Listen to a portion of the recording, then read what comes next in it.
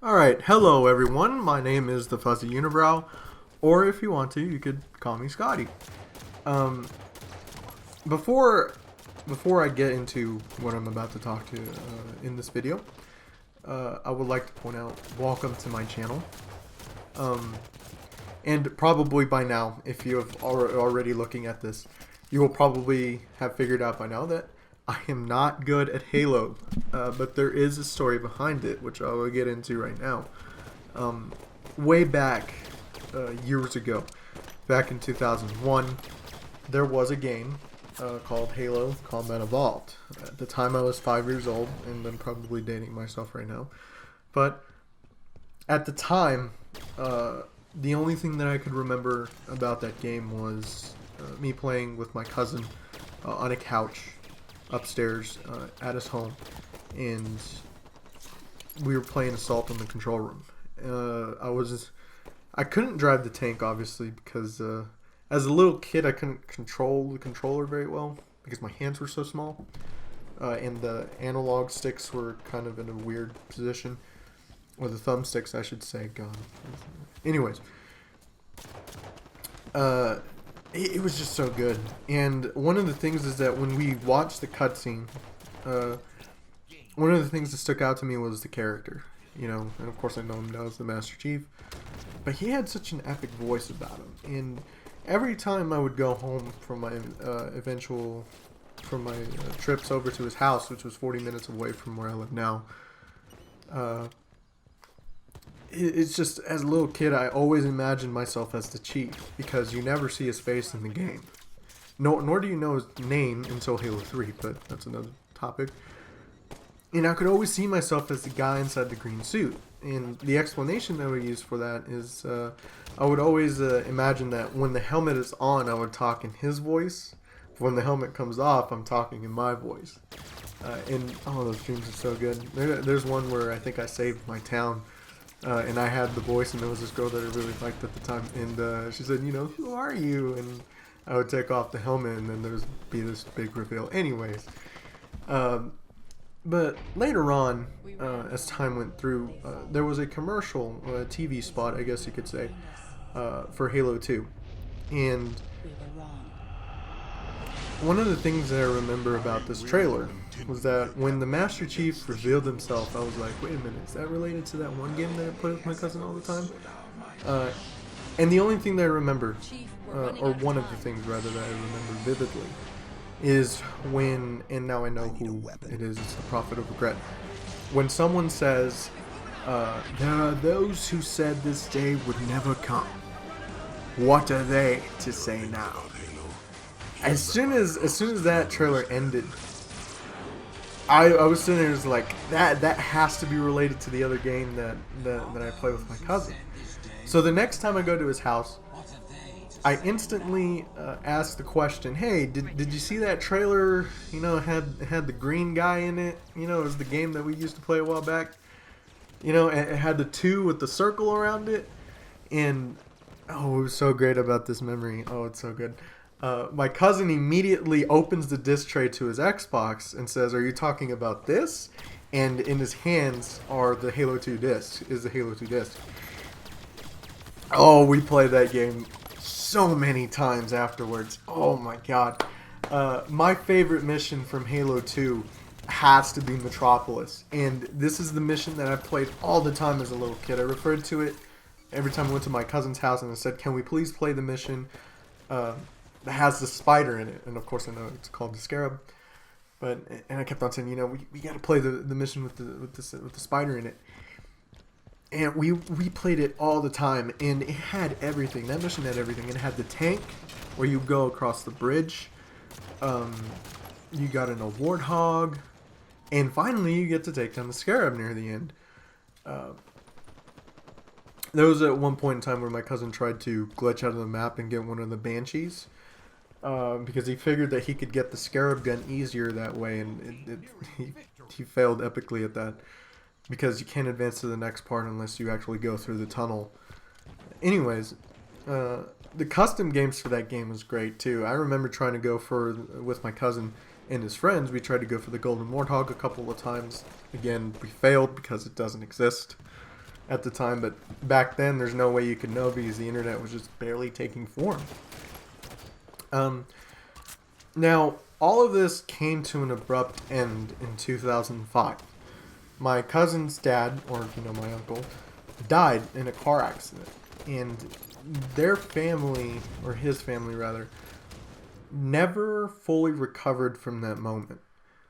They were shunned for the rest of my mom's side of the family for some weird reasons. Not only that, but even the kids themselves, my cousins, made questionable decisions afterwards. But I don't hold that against them. But before they left, before they moved to Arlington, just outside of the Dallas-Fort Worth Metroplex, my cousin decided to show me the Halo 3 E3 2006 trailer.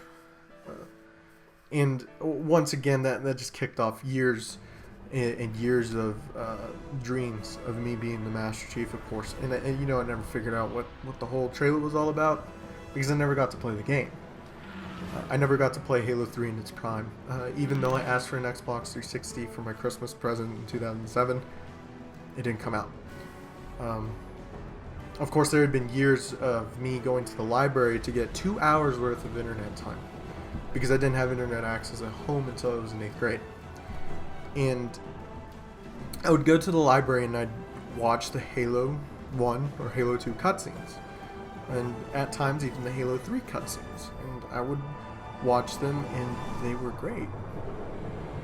I would always watch them whenever I had the chance, whenever I had actual internet access.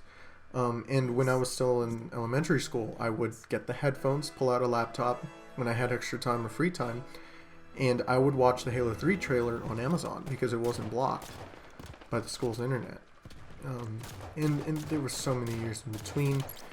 Finally, in 7th grade, I had a book report to do. And I had procrastinated a long time because at that point in time in my life, I found myself trying to fit in rather than being myself. And so it had taken me a long time to gather up the guts to do a book report about Halo: The Fall of Reach. Maybe you've heard of that book. I don't know. That book was so good. So good. And I remember getting a 94 on that project because nobody else could come close to it. It was the highest grade in my class. Oh my god, from the moment, the opening act, I guess you could say, to the book was so great.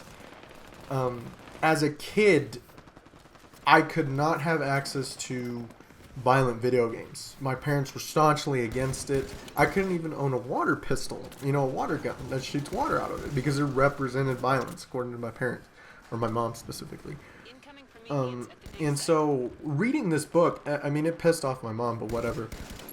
Reading the book was just so good, and I remember shaking during most of these sequences because they were just so good. Excuse me. One of the things about the book that catches me was that not only did it have good sequences of action in it, but as a reader, you get to quote-unquote see the Master Chief grow older.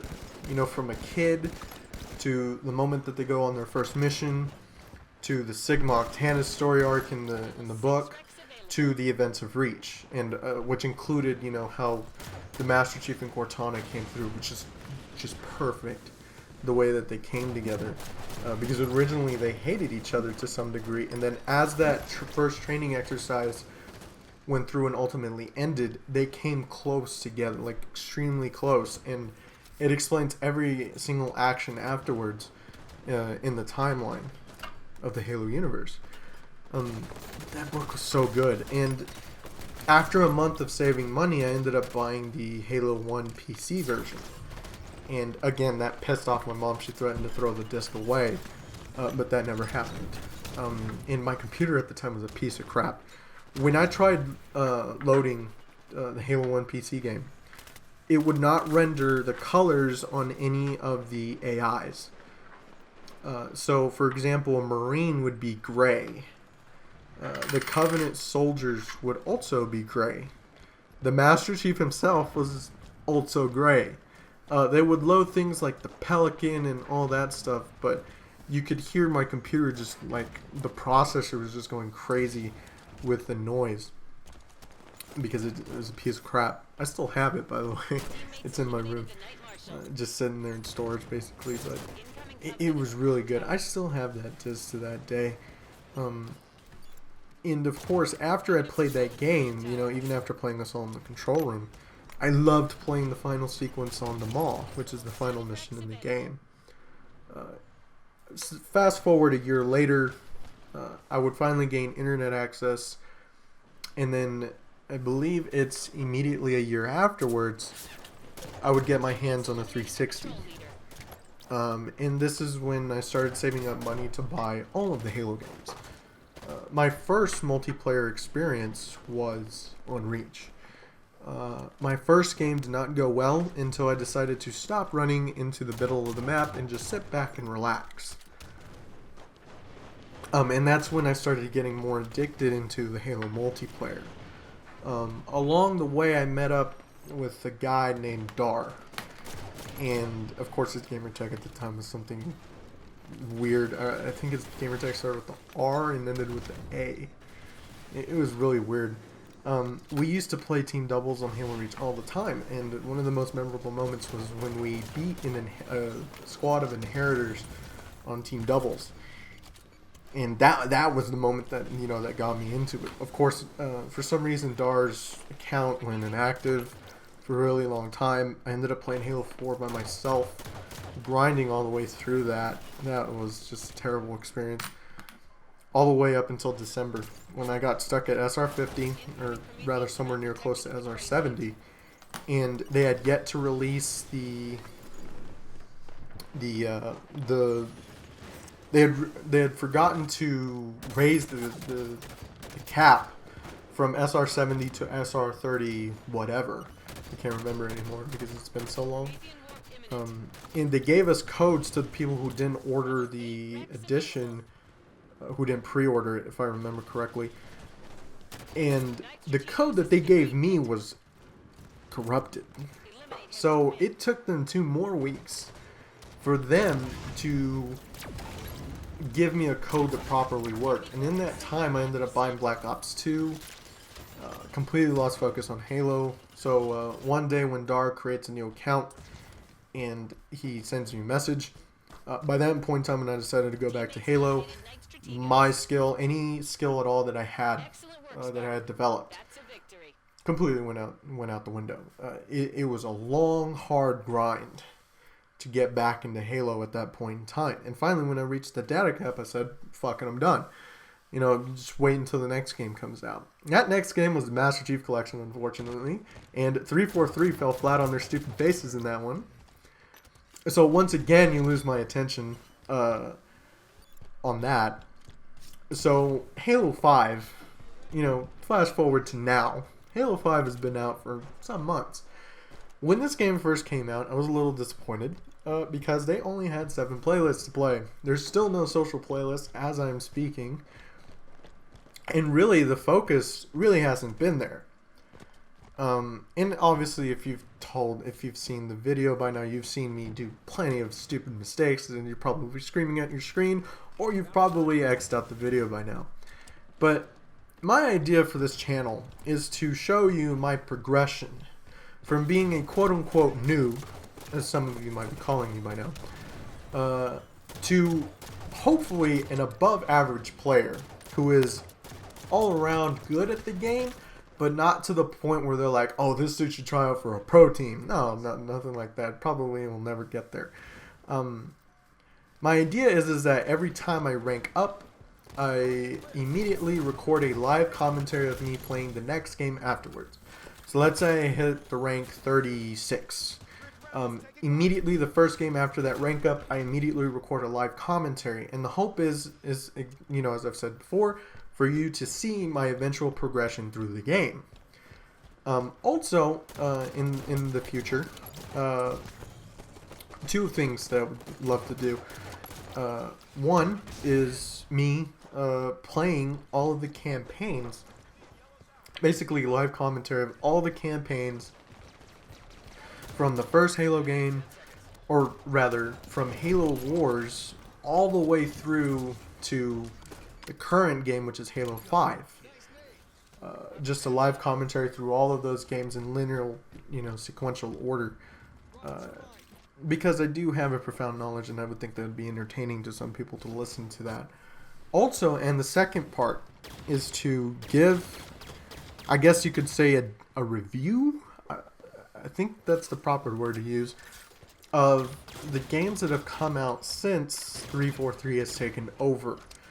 And the reason why I would love to do this is because I feel like no one is talking about the direction that they're taking. No, this doesn't mean that I hate, the direction that they're taking with multiplayer. It's just, I don't like how they're handling things. And so the videos really are about, what they did wrong. And this goes for campaign and multiplayer. What they did wrong to what they could have done better, and what they could do for the next game.